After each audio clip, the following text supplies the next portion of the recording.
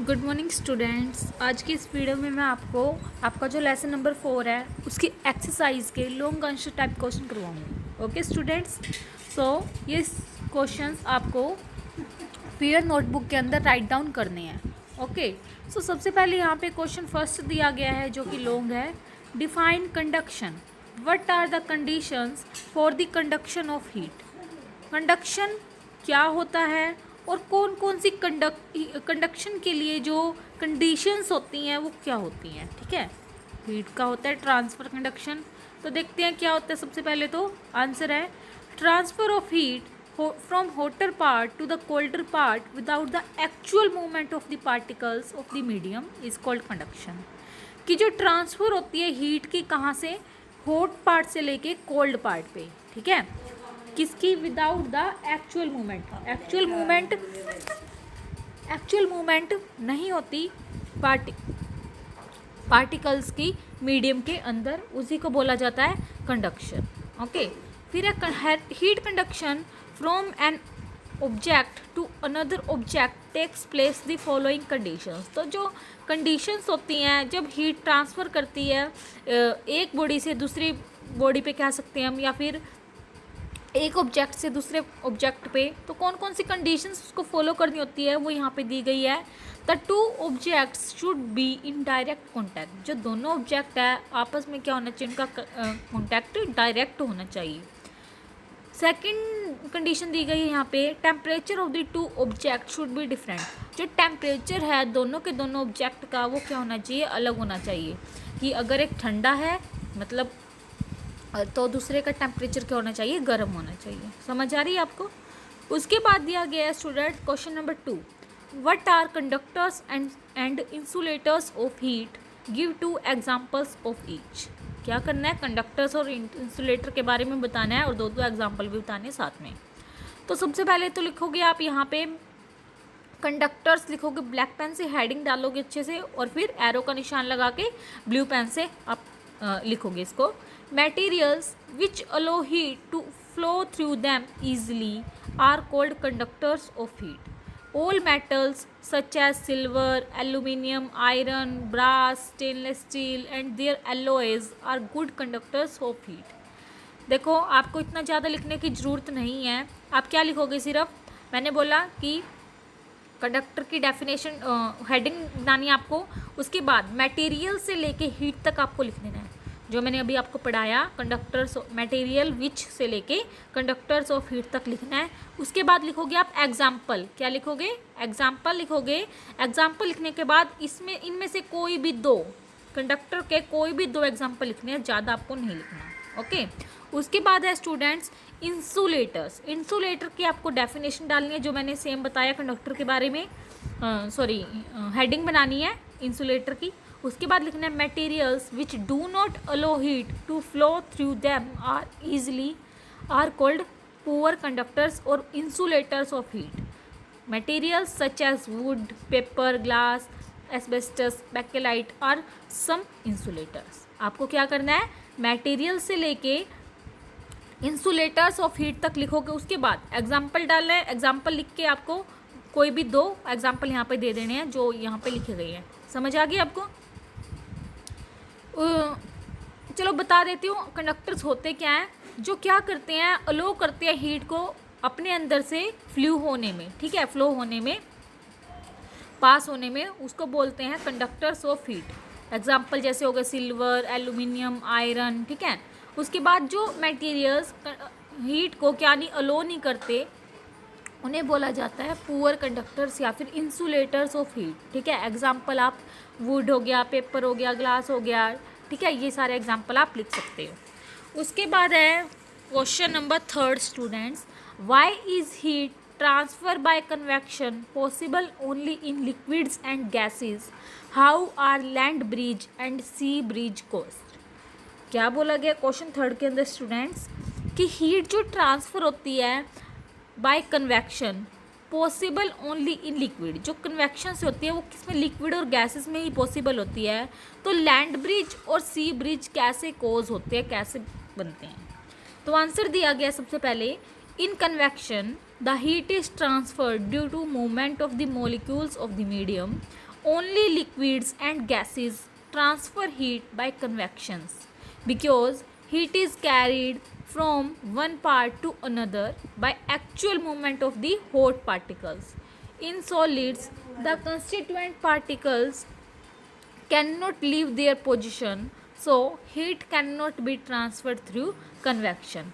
क्या बोला गया, पहले इतना बताती हूँ कि कन्वेक्शन के अंदर हीट ट्रांसफ़र होती है किसकी, जब क्या होती है, मूवमेंट होती है मॉलिक्यूल्स की मीडियम के अंदर, ठीक है। तो लिक्विड्स और गैसेस में ट्रांसफ़र हीट होती है, क्यों होती है, क्योंकि हीट कैरी करती है, हीट कैरिड होती है कहाँ से, एक पार्ट से लेकर दूसरे पार्ट तक जो पार्टिकल्स हैं उनके बीच में जो मूवमेंट होती है हॉट पार्टिकल्स की। और सॉलिड्स के अंदर क्या होता है कि कंस्टिट्यूएंट जो पार्टिकल्स होते हैं वो अपनी पोजीशन को तो छोड़ते नहीं हैं, वो एक ही जगह पे क्या रहते हैं, फिक्स रहते हैं। इसी वजह से ट्रांसफ़र होती है जो हीट की, किसके थ्रू होती है, कन्वेक्शन के थ्रू होती है, ठीक है। उसके बाद बोला गया है कि सी ब्रिज और लैंड ब्रिज कैसे बनते हैं वो बताती हूँ। Land bridge and sea bridge are caused by convection currents due to difference in the temperature of land and water. The hot air rises up and the colder air from surroundings moves down to take its place. This process continues until the entire system attains a uniform temperature. This cyclic movement sets the convection current. क्या होता है कि land bridge और सी bridge जो होते हैं वो कैसे होते हैं, कन्वेक्शन की प्रोसेस से। किसके बीच में जो डिफरेंस होता है, टेम्परेचर जो लैंड का है और जो टेम्परेचर किसका है, वाटर का है, उसके बीच में जो डिफरेंस है उससे क्या है, लैंड ब्रिज और सी ब्रिज कोज होती हैं। जो हॉट एयर है वो राइज अप कर जाती है, कोल्डर एयर,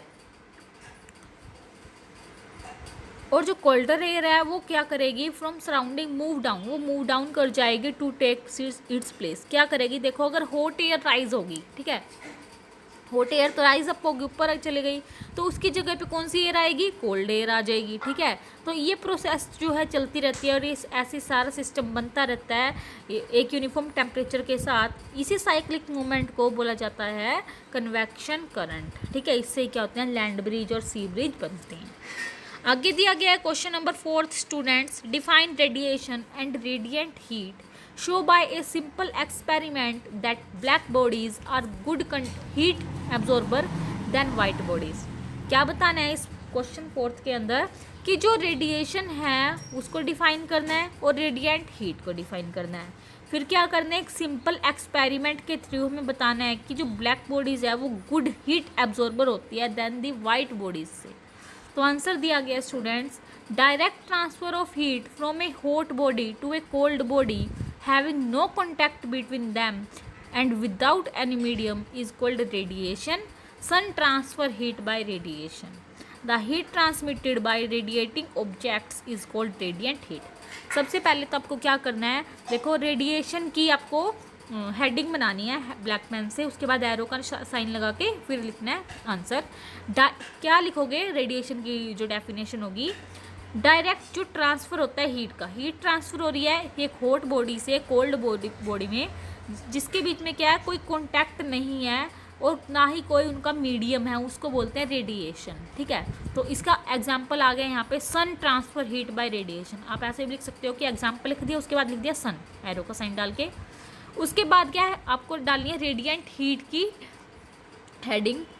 रेडिएंट हीट में क्या लिखना है आपको, द हीट, जो हीट क्या हो रही है, ट्रांसमिटेड हो रही है रेडिएटिंग ऑब्जेक्ट्स के द्वारा, ठीक है। जो ऑब्जेक्ट क्या कर रहे हैं, हीट को ट्रांसमिट कर रहे हैं, जैसे सन हो गया, ठीक है, तो उसको बोला जाता है रेडिएंट हीट। अब आगे क्या है, when radiation falls on a body A part of it is absorbed by the body depending on it's distance from the source of heat. जब रेडिएशन फॉल करती है किसी भी बॉडी पे, और part of it is absorb by the body, कुछ तो body absorb कर लेती है, किसके डिपेंड, उसका जो क्या डिपेंड करता है, उसका डिस्टेंस डिपेंड करता है कि कौन से वो सोर्स से आ रही है, ठीक है। उसके बाद black bodies are better heat absorber than white bodies. जो ब्लैक बॉडी होती है वो बेटर क्या करती है, हीट को एब्जॉर्ब करती है देन किससे, वाइट बॉडीज से। और इसको आपकी जो एक्टिविटी दी गई है बुक के अंदर वहाँ पे शो किया गया, एक्टिविटी नंबर 6 पेज नंबर 58 पे आप वहाँ से देख सकते हो और एक्सपेरिमेंट शो कर सकते हो। ठीक है, उसके बाद क्या है क्वेश्चन नंबर 5। क्या है student question number 5? Mention the precautions to be taken reading a thermometer to measuring temperature. हमें क्या करना है, कुछ प्रिकॉशंस बतानी है जब हम रीडिंग कर रहे हैं कोई थर्मोमीटर, टेम्परेचर उसका मेज़र कर रहे हैं। ठीक है, तो आंसर है, ये ऊपर वाला लिखने की जरूरत नहीं है, सिर्फ जो पॉइंट्स लिखे गए हैं 5 वो लिखो आप। Read the thermometer keeping the level of mercury along the line of site. The mercury level should be below 35 degree Celsius. The thermometer should not be hold by the bulb while reading it. The temperature should be held with care. If it hits against some hard object, it can break. It should be washed with an antiseptic solution before and after use. सबसे पहले तो क्या बोला गया है कि जो thermometer है उसका लेवल है जो मरकरी का, लाइन ऑफ साइट से क्या करना चाहिए, हमें रीड करना चाहिए जो मरकरी का लेवल है वहाँ से। तो मरकरी लेवल है वो किससे कम होना चाहिए, 35 डिग्री सेल्सियस से कम होना चाहिए। उसके बाद है कि जो थर्मोमीटर है उसको पकड़ना नहीं चाहिए उसके बल्ब के साइड से जब हम टेम्परेचर किसी बॉडी का मेज़र कर रहे हैं। उसके बाद है कि थर्मोमीटर को होल्ड करना चाहिए, पकड़ना चाहिए केयरफुली। अगर वो किसी भी हार्ड ऑब्जेक्ट से टकरा जाएगा तो क्या हो जाएगा, टूट जाएगा। ठीक है, उसको क्या करना चाहिए, वॉश करना चाहिए एक एंटीसेप्टिक सॉल्यूशन के साथ बिफोर और आफ्टर यूज़ करने से पहले और यूज़ करने के बाद। ठीक है, तो स्टूडेंट्स ये थे हमारे आज के long answer type questions. Hope कि आपको अच्छे समझ में आए होंगे और आप इन्हें राइट डाउन कर सकते हो आपकी फेयर नोटबुक के अंदर। So students, thank you.